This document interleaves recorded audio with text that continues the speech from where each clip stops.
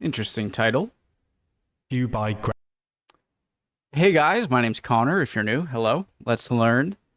Why is Gen Z so anti-military? I never really even thought about this. I don't know. TLDR News EU, original link to the video top of the description. Go check it out on your own if you want to, or if you haven't seen it yet. Interesting topic. Let's go. Ground news. Donald Trump's abandoning of Ukraine has forced European heads of state to commit to big spending programs to beef up their country's military capacities. The European Commission president has planned to allocate 150 billion euros to a defence fund, whilst the German Chancellor-in-waiting has announced plans to allow unlimited borrowing to fund defence spending, as he promised to do whatever it takes to protect freedom and peace in Europe. But while these funds are helping to plug gaps in arms and equipment, one of the big remaining issues is manpower. Most European armies are already pretty small by historical standards, and numerous opinion polls conducted across Europe in recent years indicate that young Europeans are increasingly hesitant to enlist in the military. So in this video, we're going to take a look at Europe's conscription crisis, why it's becoming so hard to recruit young people, and what European nations are doing to get Gen Z on board. Zed. Sorry, I don't know. That's funny. I know a lot of people, British people say Zed, Z, Z. One guess, Estonia, is that maybe as generations get more removed from immediate threats, it's kind of ironic for me to say that as Ukraine is being invaded. I don't know. Maybe I'm wrong. I just thought maybe my best guess is that generations further back had more things to fear, especially prior to Russia's invasion of Ukraine. That, I mean, you had the Cold War. You always had the threat of the Soviet Union. Obviously, you had people being reminded of World War II, of World War I. And so maybe that there's such a separation from that stuff that people don't really see it as a necessity, even though it very well is, I'd say. I've never been in the military, so I can't judge anyone.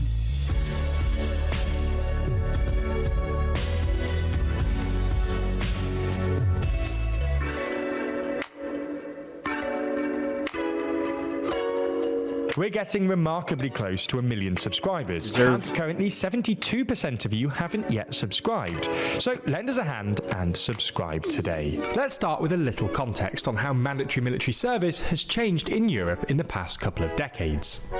During the Cold War and into the 1990s, compulsory military service existed in nearly every European country. Beginning in the early 2000s, most European states moved to get rid of conscription.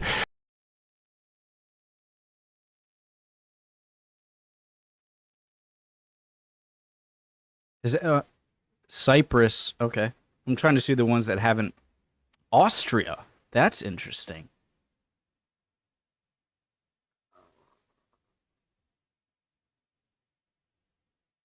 Denmark. Cyprus. Greece. Moving from conscript to volunteer armies, mostly comprised of contract soldiers. As a result, national armies obviously got way smaller, with the total number of soldiers in the EU falling from around 3.5 million in 1995 to under 2 million in 2020. The decline was particularly sharp in the German and Italian armies, which shrunk by 85% and 66% respectively between 1990 and 2020. This speaks to a common misunderstanding about the German military. Often people imply that the German army is weak because of some post-war aversion to defence spending, but West Germany had a pretty substantial armed forces. Anyway, as a result, European militaries are facing an ageing workforce. For example, in Germany, the average age of soldiers increased from 32.4 years in 2019 to 34 years in 2024. I've always wondered this. While So 28%. I saw this video and I clicked on it immediately. Whoa, sorry guys.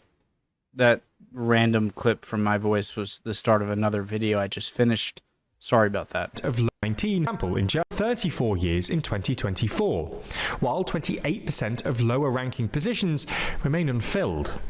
This is a common problem across the continent, but in countries which got rid of conscription years ago, finding young recruits has been surprisingly difficult. In 2022, for instance, Czechia succeeded in recruiting only 176 new soldiers, while 2023, a record 9,000 professional soldiers left the Polish armed forces. Similarly, the UK experienced a net loss of 5,600 personnel, with more service members leaving than joining. This trend highlights another critical issue for European militaries: retaining existing soldiers. In Germany, over a quarter of the 18,810 individuals who enlisted in 2023 chose to leave during their 6-month trial period. Additionally, nearly 3,000 soldiers exited the military last year, a sharp increase from the 200 conscientious objectors recorded in 2021. So why are European armies struggling to recruit and retain young people? Well, it's quite simple. Young people just don't seem to be as keen to join the military anymore. You can get a sense of this by looking at young people's attitudes to mandatory conscription. A recent YouGov survey in Germany found that while 58% of Germans support reinstating conscription, only a third of those aged 18 to 29 share that sentiment. And it's the same story for other countries like Poland and Latvia. When it comes to willingness to fight for their country, the numbers are even lower. A Gallup poll from last year showed that just 32% of Europeans in the EU would be willing to fight for their country. So if you were to ask me this question, are you saying my answer would change? Are you talking about like fight for my country, like my country is in a war on the other side of the world, and would I fight that? My answer is going to be much less enthusiastic, maybe no, compared to if my country was under threat of attack. And so I think that should be more direct. Like, I really hope, if your country is under attack, are you ready to fight? Again, I've never even fired a gun, guys. I want to make sure, especially on stuff like this, where joining a military could mean you die, okay? And so hearing from someone who's never been in this situation, and you have, I understand. What the hell do I know? But that's my thought on the question. What exactly does it mean to fight for your country? Does it mean to fight for your country in any conflict it joins on the other side of the world? Or is it like if your country is invaded? You know? In the Netherlands, only 36% of young people expressed a willingness to take up arms, while in the UK the figure drops to a mere 11%, whilst 41% of young Brits stated that there are no circumstances under which they would defend their nation. Whoa.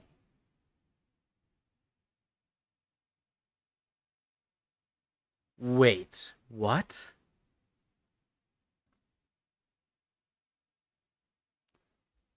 Brits stated that there are no circumstances under which they would defend their nation. So if Russia, or like say the USA, or if Germany invaded Britain, 41% in Britain said they wouldn't take up arms? This might partly explain the appeal of parties that describe themselves as pro-peace, such as the far-right Alternative for Germany and the far-left Die Linke in Germany. Nearly Pro-peace means you need to be able to defend yourself, though. So half of voters aged 18 to 24 cast their ballots for these two parties in the parliamentary elections this February. Both parties oppose arming Ukraine and are somewhat sceptical of NATO, and a study conducted by the University of Amsterdam found that the voter base for these radical parties are generally less inclined to fight for their country compared to those who back more centrist parties like... Well, that makes... I'm not saying I agree or disagree, but it makes sense that if you're more center, you're likely... your country's policies likely represent you more than the far fringes, which means if you don't like where your country's going, you're going to be less likely to fight for it. That's not surprising. Like the Christian Democratic Union.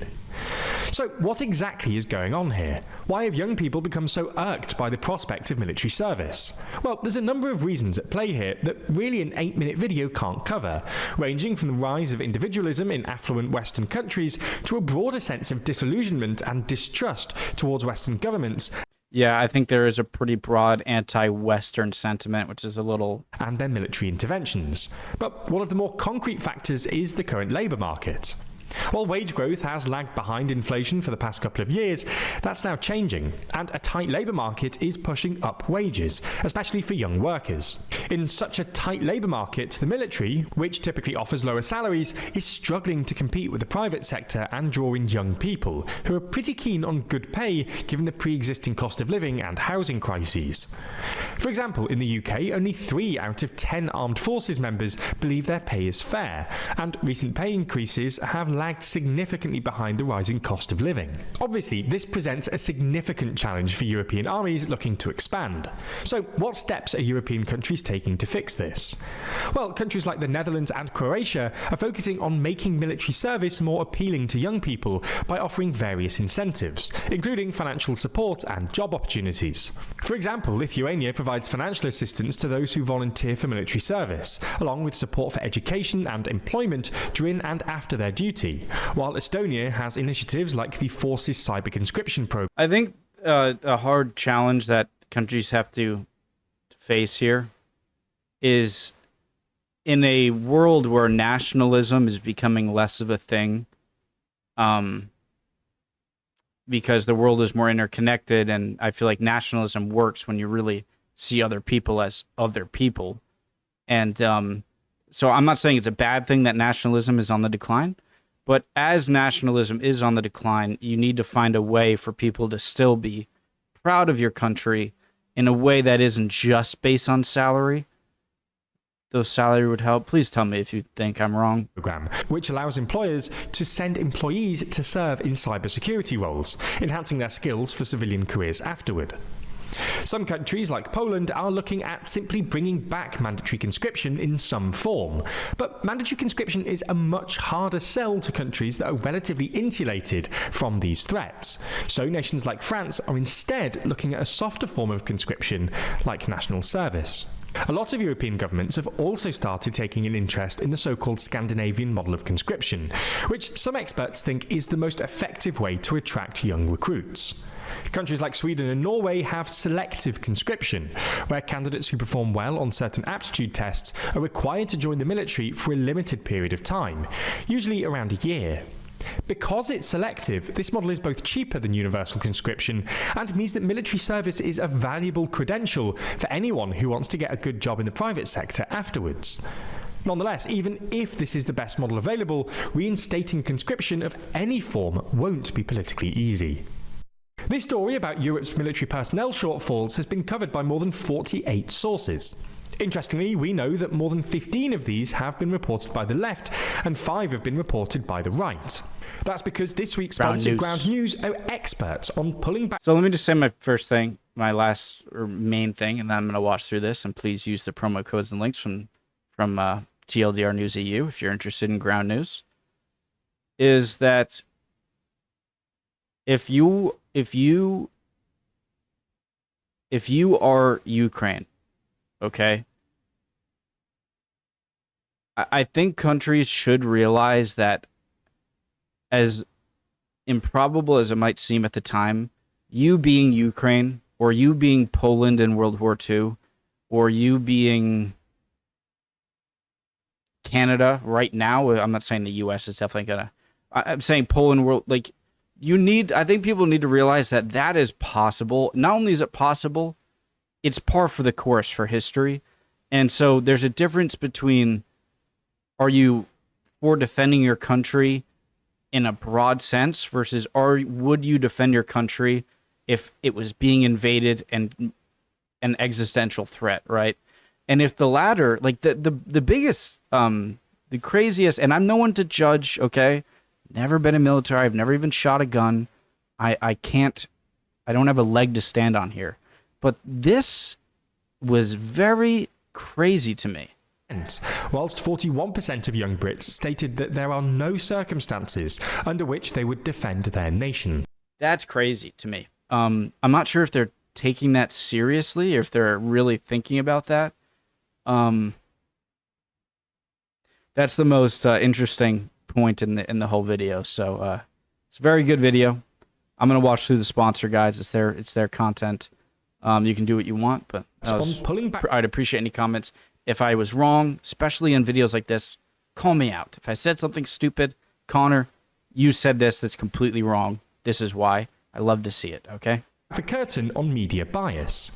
Built by a former NASA engineer on a mission to give readers an easy, data-driven, objective way to read the news, they ingest over 50,000 articles from all over the world and then organize each by story.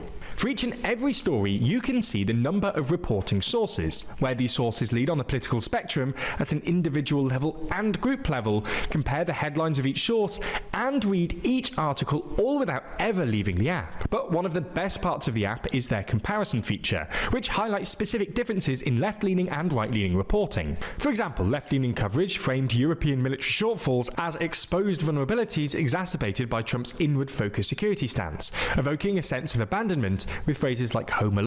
Journalism is pathetic for this reason. Journalism sucks. Maybe it's always been this way. Maybe it always will be. Maybe I don't think I'm being naive, actually. And I'm not just saying this for the left.